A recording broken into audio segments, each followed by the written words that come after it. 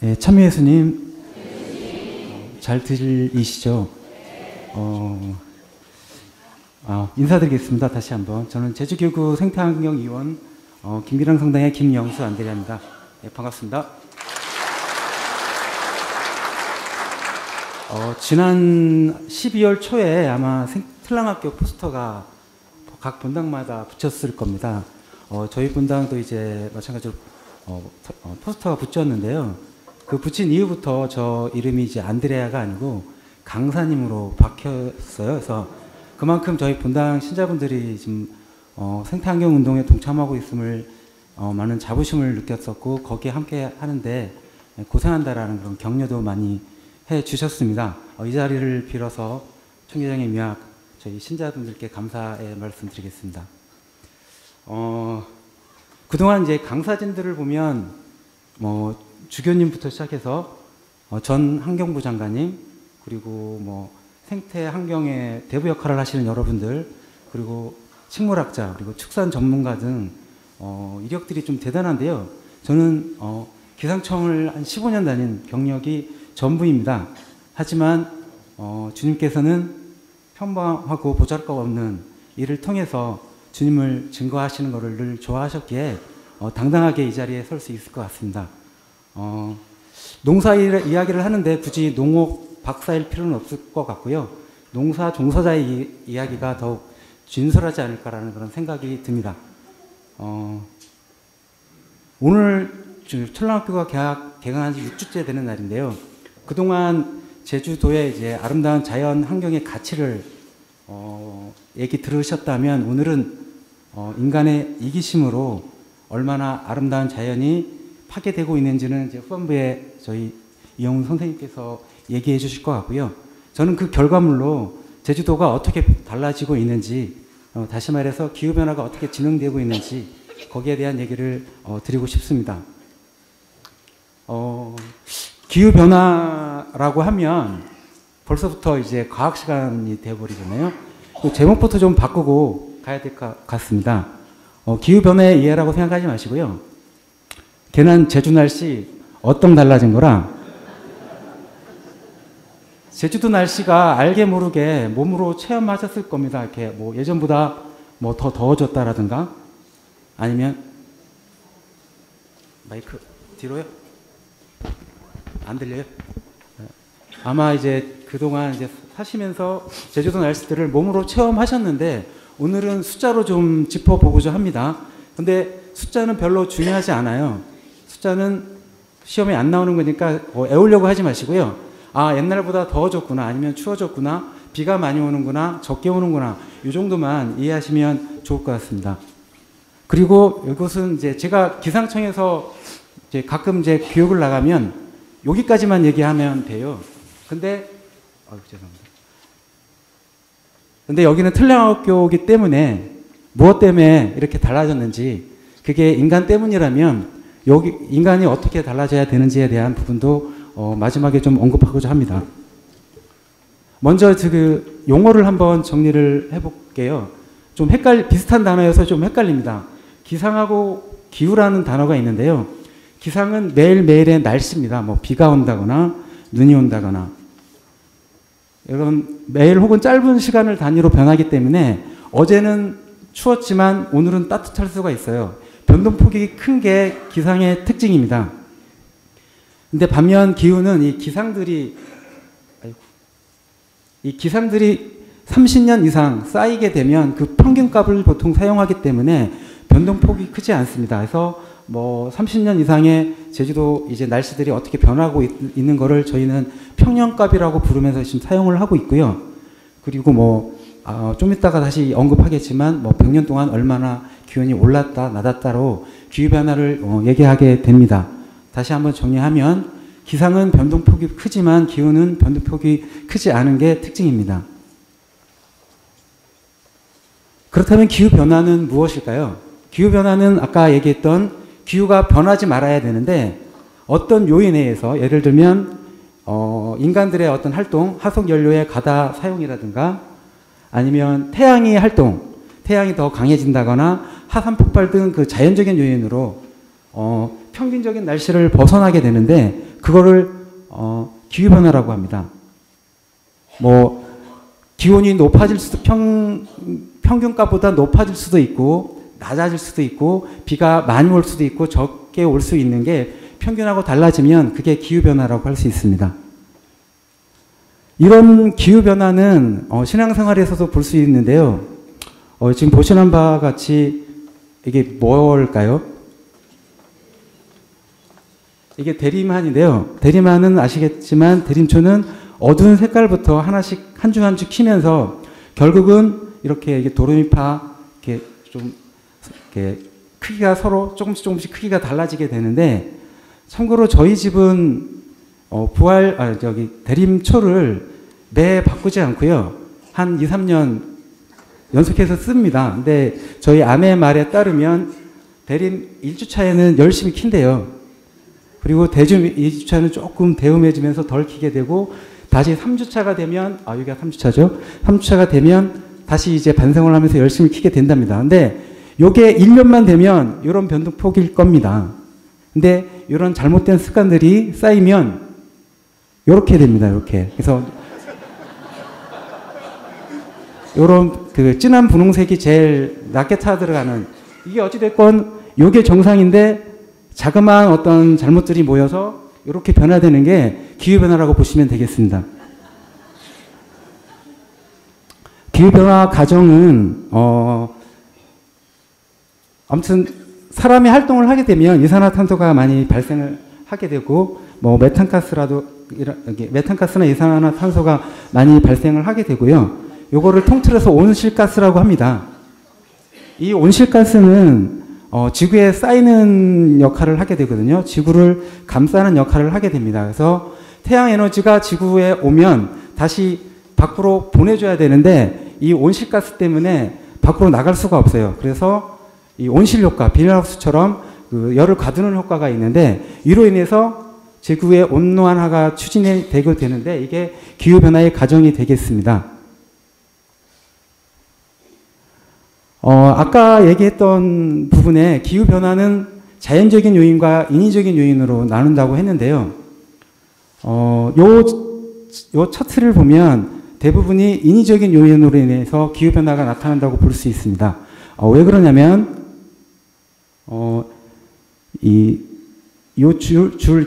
이게 이산화탄소의 증가량이거든요. 근데 정확하게 일치하게 요 파란색 부분은 변동성이 마이너스 값을 갖고 있어요. 그리고 이 빨간색 부분 변동성이 이제 그러니까 지구가 온난화가 시작됐다라는 걸로 이제 말씀드릴 수가 있는데, 정확하게 이산화탄소의 배출량하고 일치함을 알 수 있습니다. 그래서 다시 원점으로 돌아와서 기후변화는 아까 자연적인 요인과 뭐 화산의 활동이라든가 태양의 변화가 자연적인 활동인데, 그 활동보다는 인위적인 활동, 인간에 의한 활동들이 지구 온난화에 결정적인 역할을 미쳤다라고 이제 볼 수 있겠습니다.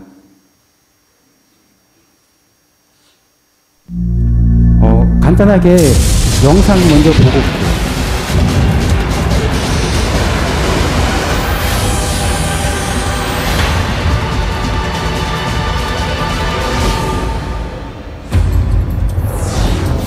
2010년 전 세계인들의 소중한 일상을 앗아갔던 이상기후. 우리나라에서도 시작된 이상기후의 시대.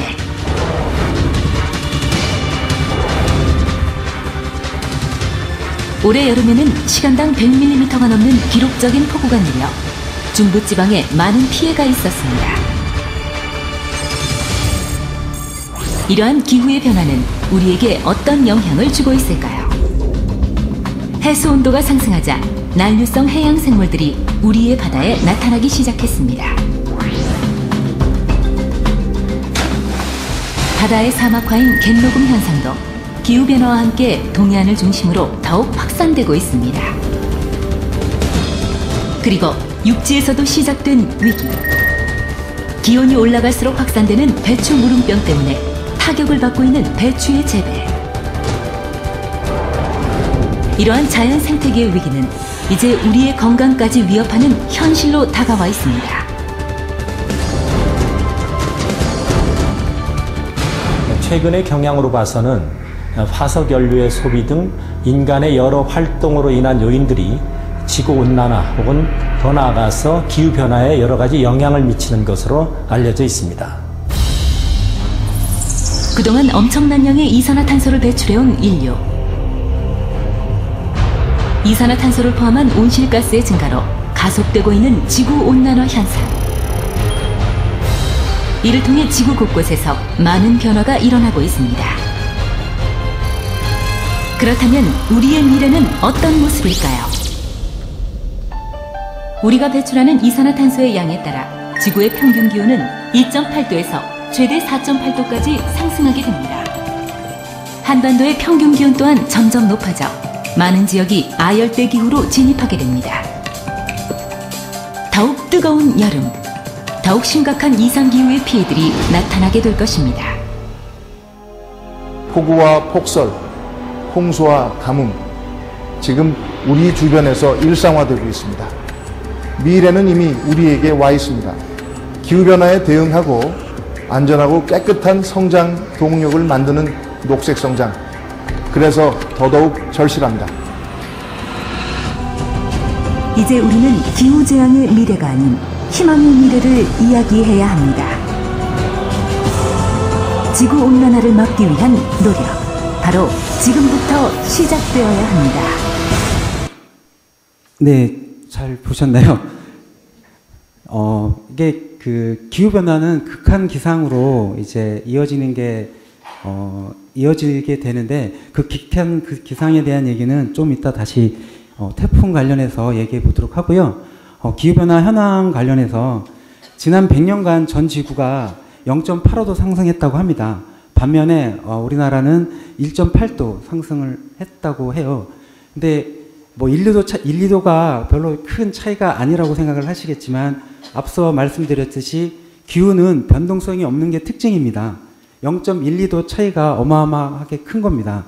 다시 말씀드리면 올 여름이 만약에 3도 시원했다 그러면 내년 여름에 6도 더 5도, 4도, 5도 더워지는 게 지금 2도가 반영된 기후변화 현실인 거거든요. 그래서 이게 플러스 마이너스가 체감으로 다가왔을 때는 좀 위험성이 높다라고 보실 수 있겠습니다. 아까 얘기했던 것처럼 이산화탄소의 증가량하고 맞물려서 기후변화도 1900년대 후반대에 마이너스 변동폭에서 플러스로 바뀌는 것을 볼 수 있겠고요. 제주도의 기온과 강수량 변화 추세를 보더라도 제주도는 연평균 과거 한 85년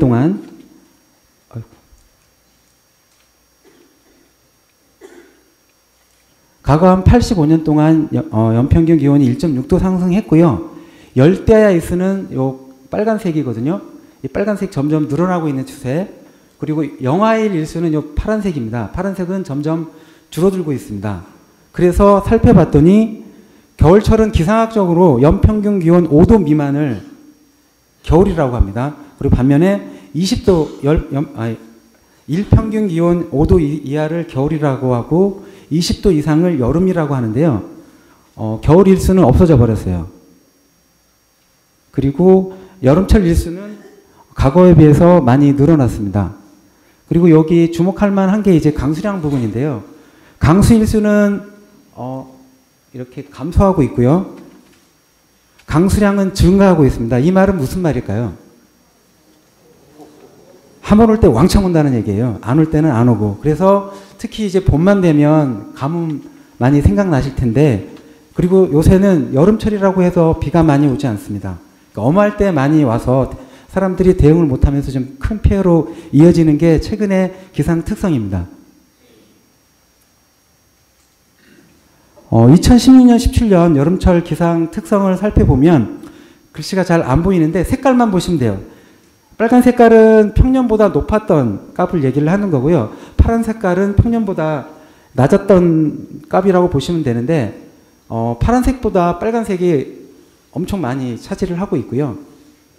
그리고 2017년도 같은 경우에는 더 심합니다. 파란 색깔을 거의 찾아볼 수가 없어요. 그리고 강수량도 2016년도는 여름철 평년에 비해서 60% 내지 50% 정도, 그러니까 여름철이라고 해서 비가 많이 오지는 않는다라는 게 최근 기상 트렌드입니다. 요걸로 봐서 기대할 수 있는 게 2018년도는 그럼 더 덥고 더 비가 안 오겠구나라고 이렇게 이어지는 건 아니에요. 왜냐하면 이거는 이렇게 규칙적으로 기상들이 이렇게 이루어지는 건 아니어서, 다만 향후 이런 케이스들이 많을 거라는 전망은 충분히 해볼 수 있을 겁니다. 2016년, 17년 여름철 그 폭염 일수랑 열대야 일수를 보면요. 폭염은 낮 기온이 33도 이상을 폭염이라고 하고, 열대야는 밤사이 25도 이상 미만으로 떨어지지 않는 기온들이 열대야입니다. 보시는 바와 같이 제주도는 사면이 바다이기 때문에 덥지는 않습니다. 좀 습하긴 하더라도 폭염 일수는 많지는 않지만 열대야 일수는 전국 최고입니다. 그래서 보시면 제주도가 제주시가 이제 폭염 일수 여름 90일의 밤은 거의 열대야가 반을 차지를 하고 있고요. 33도 넘는 일수들도 2016년도에 비해서 2017년도가 점점 늘어나고 있습니다. 이게 아마 내년도 이게 올 여름도 이렇게 되지 않을까 싶기도 합니다. 이런 영향으로 해서 제주도도 이제 많이 변하고 있는데요. 해수면이 과거에 비해서 22.6도 6cm 이제 상승을 했습니다. 이게 좀 사진 잘 안 보일지 모르겠지만 이 사진은 삼방산 밑에 있는 그 용머리 해안입니다. 이 용머리 해안은 과거에는 뭐 썰물이나 밀물대나 상관없이 한 바퀴 도는데 문제가 없었다고 합니다. 근데 지금은 하루에 4시간은 물속에 잠겨 있고요. 그리고 날씨가 안 좋을 때는 통제를 하고 있습니다. 위험하기 때문에. 그리고 한라산의 생태 변화도 그때 식물 파티에서 잠깐 저희 의원님께서도 말씀했지만 한라산 한대성 구상나무 숲이 사라지고 있고요. 그리고 옴대 수종도 이렇게 한라산 1400고지까지 이제 이동하고 있습니다. 그리고 해양 생태계도 이제 열대지방 어종이 출현한다거나 해파리가 발생한다거나, 갯녹음 현상은 바위가 하얗게 변하는 현상인데요. 이 갯녹음 현상이 발생을 하면 바다가 죽어가고 있다고 이렇게 평가를 하신다고 합니다. 그리고 가장 관심이 많을 부분인 것 같은데, 농업 가수가 이제 북상을 하게 되고 망고 등 열대 작물을 재배하게 되는데, 저는 여기서 감귤 얘기를 좀 하고 싶습니다. 감귤은 연평균 15도 안팎이면 기상학적으로 기르는 데는 문제가 없다고 합니다.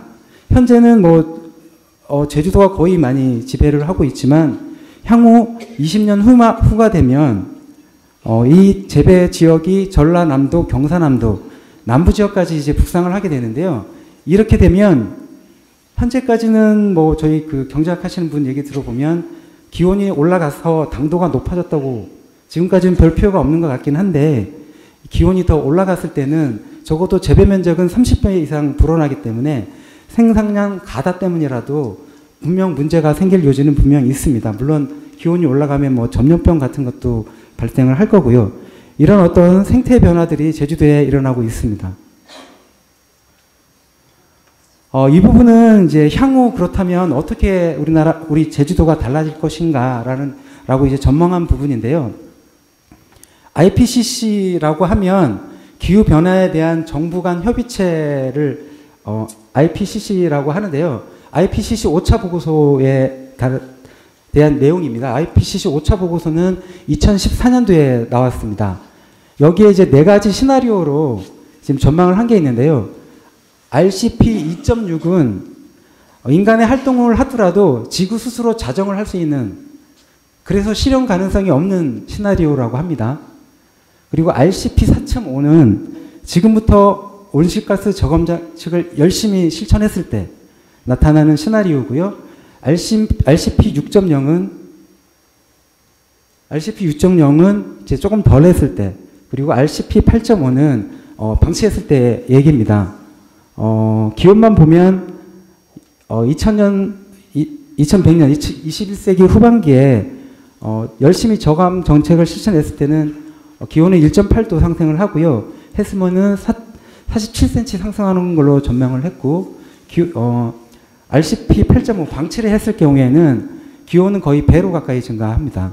해수면 온도도 63cm 증가하는 걸로 지금 시나리오가 나와 있습니다. 이거는 최근에 신문에서도 확인할 수 있습니다. 서울신문 2018년 2월 14일자에 보면 2배 빨라진 지구온난화 80년 뒤 부산 뉴욕 잠긴다. 그러니까 신문이라는 특성이 조금 과장을 하는 경향이 있습니다.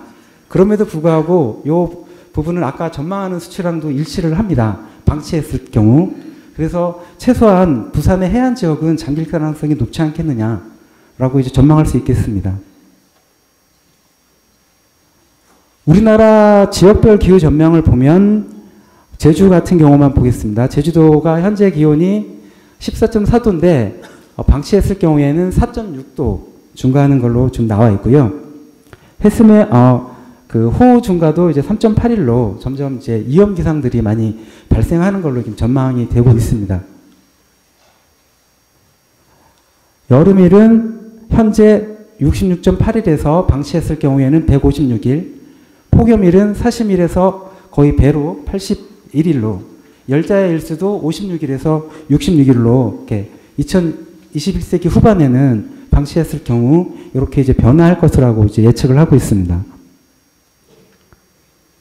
호우 발생일 증가도 4.7일에서 14.2일, 그리고 강우 강도도 시간당 19.4mm에서 25mm로 이제 이염 기상들이, 그러니까 재난 이염들이 높은 것으로 이제 전망을 하고 있습니다. 이염 기상 중에 여러 가지 뭐 강풍에 의한 피해도 있고 호우에 비로 인한 피해도 있겠지만 대표적인 게 이제 태풍이라고 볼 수 있겠는데요. 참고로 저도 태풍센터에 근무한 경험이 있어서 거기에 대한 자료를 몇 가지 갖고 왔습니다. 태풍은 최근 10년간 자연재해 중에 65% 비율을 차지하고 있습니다. 10년간 자연재해가 13조이기 때문에 1년으로 나눠보면 약 1.4주의 연평균 재산 피해를 내고 있고요. 10년 동안 117명의 사상자가 있었습니다. 반면에 이게 2013년도에 나왔던 그 신문에 대한 부분인데요. 2013년도에는 우리나라에 영향을 준 태풍이 없었어요. 그래서 국고를 1조 아꼈다고 합니다. 아까 1년에 1.4조씩 피해를 봤다고 하니 국고 1조 아꼈지만 그때 11월에 필리핀에는 태풍 하이엔이라는 태풍이 지나간 적이 있는데요. GNP의 5%가 중발을 했습니다. 금액으로 환산하면 14조 8천억 원 정도 그때 피해를 봤다고 합니다. 필리핀이 이렇게 피해를 많이 보는 이유는 아시다시피 목조 건물이 많아요. 그래서 한번 태풍이 들이닥치면 저희는 뭐 버틸 수 있는 구조라 한다면 필리핀은 금방금방 피해를 받는 그런 지역이라 더 피해가 큰 걸로 볼 수 있습니다. 그리고 요새 지진 얘기가 좀 많이 나오긴 하는데 죄송합니다. 이게 할자가 좀 잡아서 죄송한데요. 2016년도에 최근에 피해를 줬던 차바 태풍이 있어요. 그게 약 2천억 원 정도의 피해를 줬던 태풍인데 경주 같은 경우가 67억 피해를 줬다고 하고요. 그러니까 한 몇 배죠? 한 20배 이상 차이가 나는 그런 규모라고 볼 수 있겠습니다.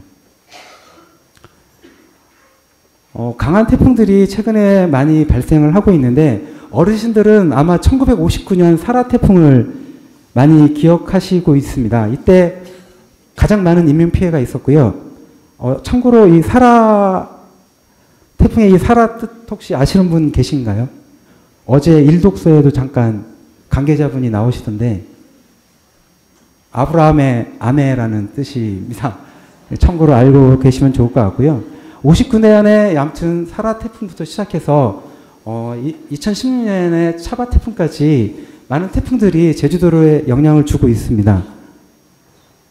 그 중에 이제 2000년도가 넘어서면서 더 강력해지고 더 많은 피해를 주고 있는데 그 이유가 이렇게 기억을 하시겠지만 2017년 루사부터 갈까요? 2002년 루사 태풍은 강릉에 가장 많은 870mm라는 가장 많은 강수량을 기록을 했고요. 2003년도에 매미 태풍은 가장 강한 바람을 기록했던 사례입니다. 근데 고산에서 순간 풍속 값이 60m/s를 기록을 했는데 이때 고산의 풍속 기계가 최고로 찍을 수 있는 한도가 60m였습니다.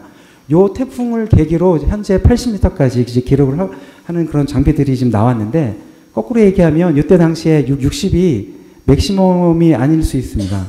이때 기록할 수 있는 한계치를 넘어버린 태풍이 매미였고요. 그리고 가장 제주도에 많은 피해를 줬던 2007년 나리. 이때 제주도는 특별 재난 지역으로 선포되면서 관리를 받게 되는데요. 제주도 피해액은 그때 당시 1,300억이라고 합니다. 한반도의 영향 태풍 빈도는 점점 연평균 한 3개 정도 온다고 볼 수 있는데 최근에는 한 2.5개 오고 있습니다.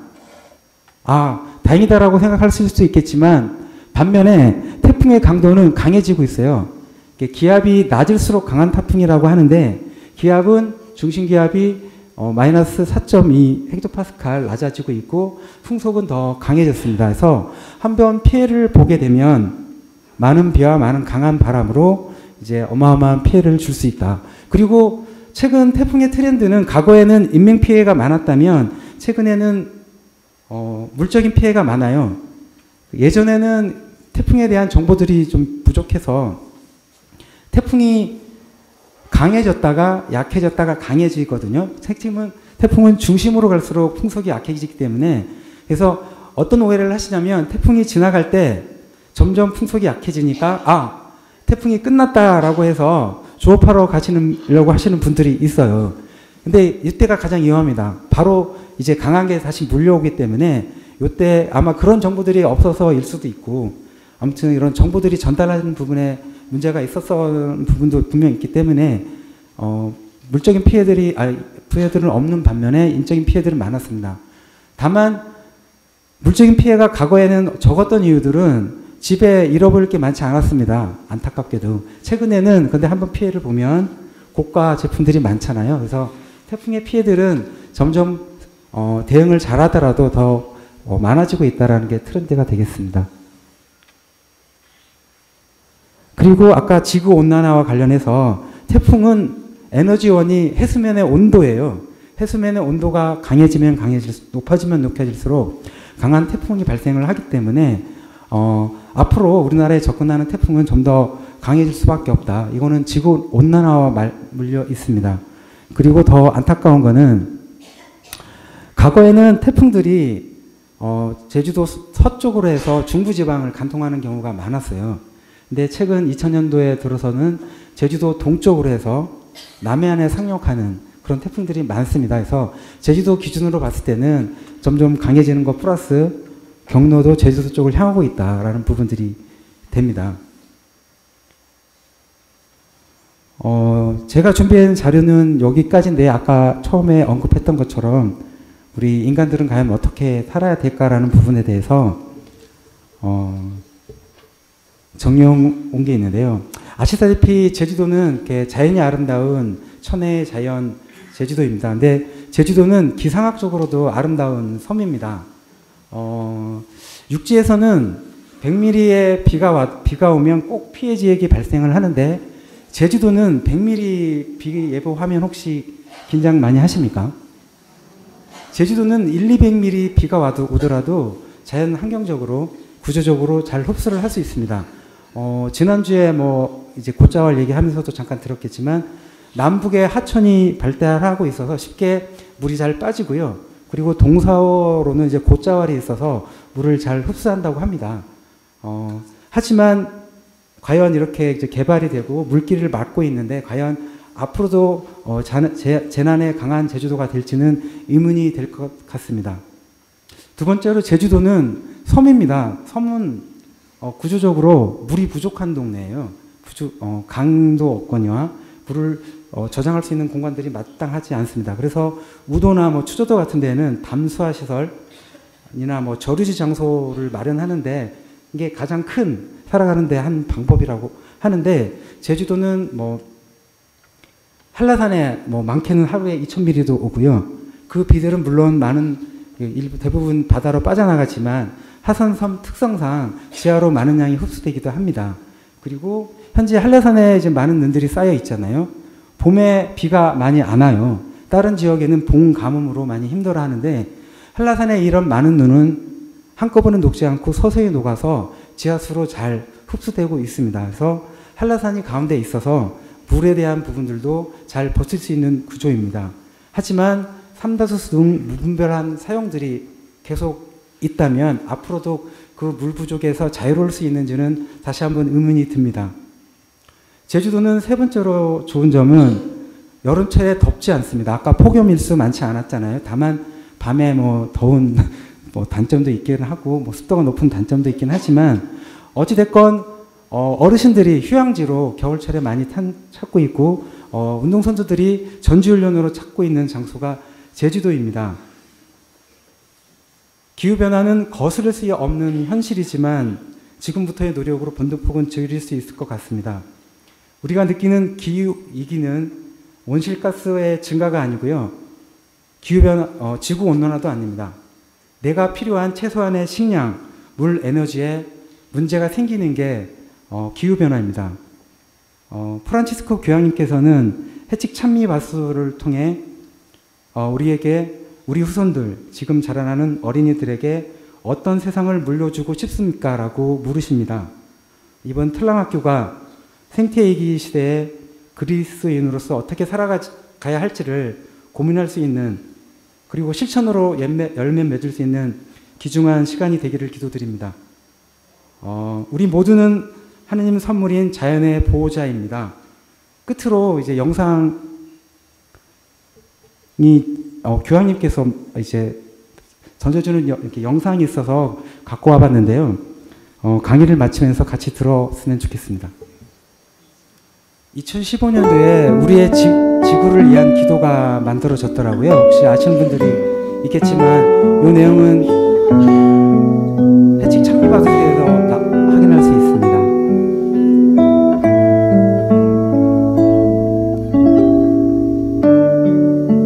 가장 작은 피조물 안에 계신 아이가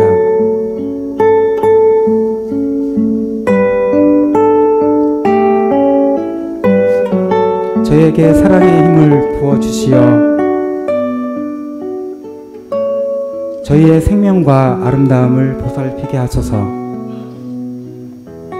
또한 저희가 평화로 넘쳐 한 형제 자매로 살아가며 그 누구에게도 해를 끼치지 않게 하소서.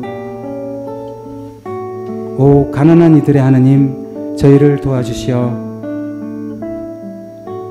저희가 하느님 보시기에 참으로 소중한 이들, 이 지구에 버림받고 잊힌 이들을 구하게 하소서.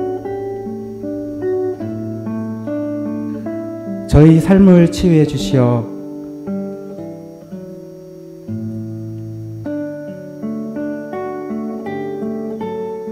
오염과 파괴가 아닌 아름다움의 씨앗을 뿌리게 하소서. 가난한 이들과 지교를 희생시키면서 이득만을 추구하는 이들의 마음을 움직여 주소서.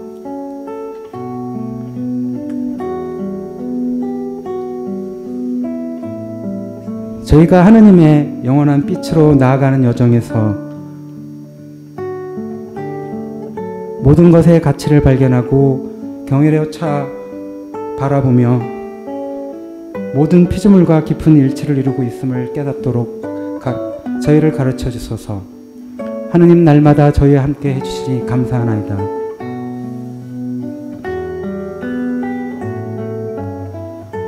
비원이 정의와 사랑과 평화를 위한 투쟁에서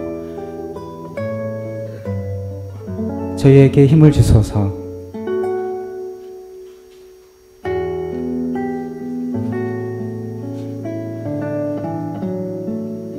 기쁨과 고뇌가 담긴 이 성차를 맡으며 저는 두 가지 기도를 바치기를 제안합니다. 하나는 전능하신 창조주 하나님을 믿는 모든 이와 함께 드릴 수 있는 기도이고, 다른 하나는 우리 그리스도인들이 예수님이 복음이 제시하는 피조물에 대한 책임을 받아들이도록 청하는 기도입니다.